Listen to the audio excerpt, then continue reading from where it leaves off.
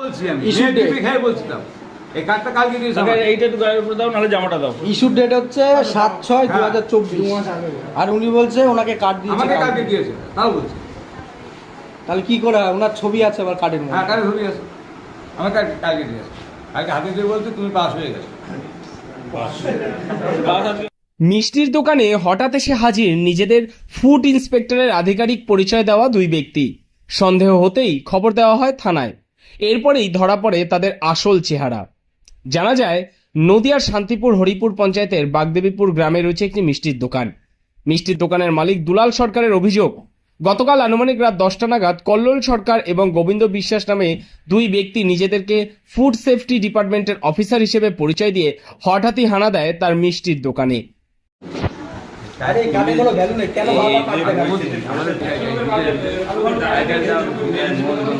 বিজয় মন্ডল কোথায় বাড়িতে? হ্যাঁ, করমচাপুর। আর কে আছে? আর বলতে আমরা তিন। তুমি বিজয় মন্ডল? আমাদের দুজনকে দিয়েছে, উনি দিয়ে আগে কী করতে আমরা জানতাম না। আমরা ও টাইস মিস্ত্রি, আমি রাজমিস্ত্রি, আমরা একসাথে, আমি কাজ হলে বলে ওর দিকে। আচ্ছা, এই কল্লোল ছিল তোরা কত?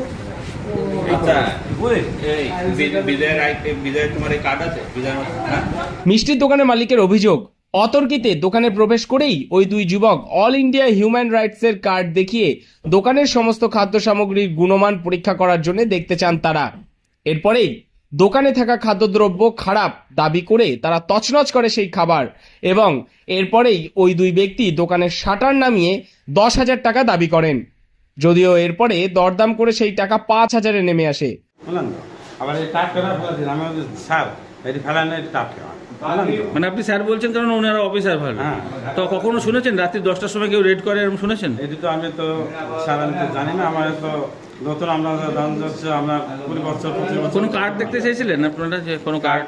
হ্যাঁ, কার্ড দেখা আমাকে ভয় দেখাচ্ছে, বুঝলেন তো। কি বলছে কার্ডটা দেখে? যে আমরা খুঁজতেছি লোক, মানে খুঁজতেছে আছে, আমি ফুড সাপ্লাইয়ের লোক লোক। আচ্ছা, খুঁজতেছে, আমি আছে বাড়িতে। তারপর হচ্ছে টেস্ট লাইসেন্স আছে।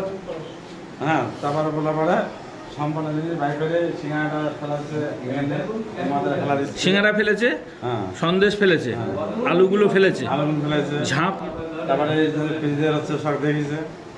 তারপর হচ্ছে যাকে বলে ঝাঁপ ফেলা দেয়, আমি সেল করবো। তারপর হচ্ছে আমার বলছে স্যার আমি হচ্ছে ছিল না, আমি গরিব মানুষ, আমরা হচ্ছে বারবার চলে। তারপর আমাকে দেখে লেখা করছে, আমি অফিসারকে ফোন করবো থানায়, মানে লোক আসুক, তাহলে আমি সেল করে দেবো। আমার কাছে 10,000 টাকা লাগবে। দুলালবাবু টাকা আনতে বাড়িতে যাওয়ার জন্য রওনা হলে বেশ কয়েকজন প্রতিবেশীদের সন্দেহ হয় ওই দুই ব্যক্তির উপরে। প্রতিবেশীরা জানান ওই দুই ব্যক্তির মধ্যে একজন প্রচন্ড মদ্যপান করেছিল। এরপরেই তারা খবর দেন শান্তিপুর থানায়।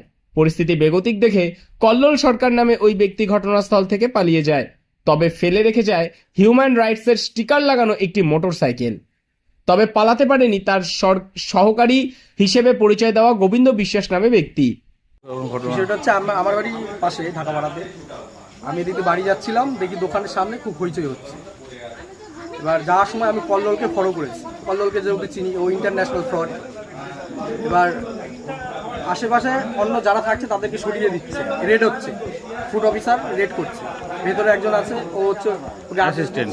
হ্যাঁ, অ্যাসিস্ট্যান্ট ওকে আদেশ দিচ্ছে, এটা কর সেটা কর, সিলকর দোকান শাটার নামিয়ে দেয়, রীতিমতো শাটার নামিয়ে দিচ্ছে। কল্লোলকে দেখে যেহেতু আমার সন্দেহ যায়, পাশে দাঁড়িয়ে বক্তব্যগুলো শুনছি কী হয়। শোনার পরে দেখলাম যে ও হচ্ছে ফুড সাপ্লাইয়ের অফিসার কল্লোল। আর হচ্ছে ইন্টারন্যাশনাল ফ্রড। বেশ কিছুদিন আগে বাইরে থেকে, বিদেশ থেকে রীতিমতো বাংলাদেশ আর অন্য জায়গা থেকে লেখকদের এনে, কবি লেখকদের শান্তিপুর পাবলিক লাইব্রেরিতে একটা প্রোগ্রাম হওয়ার কথা ছিল, কিন্তু না করে ও হচ্ছে হৃদরোগে আক্রান্ত হয়ে শান্তিপুর হসপিটালে ভর্তি। টাকা তুলেছিল, অনেক টাকা তুলেছিল, প্রোগ্রামটা হয়নি। এবার আমাদেরকে সন্দেহ হয়েছে, তখন আমি এসে দেখি কল্লোল। আমি বললাম কি দাদা এই ব্যাপার, তখন ও আমাকে সাইডে নিয়ে আমাকে পটাচ্ছে, সান্ত্বনা দিচ্ছে যাতে বিষয়টা আমি ধামাচাপা দিই।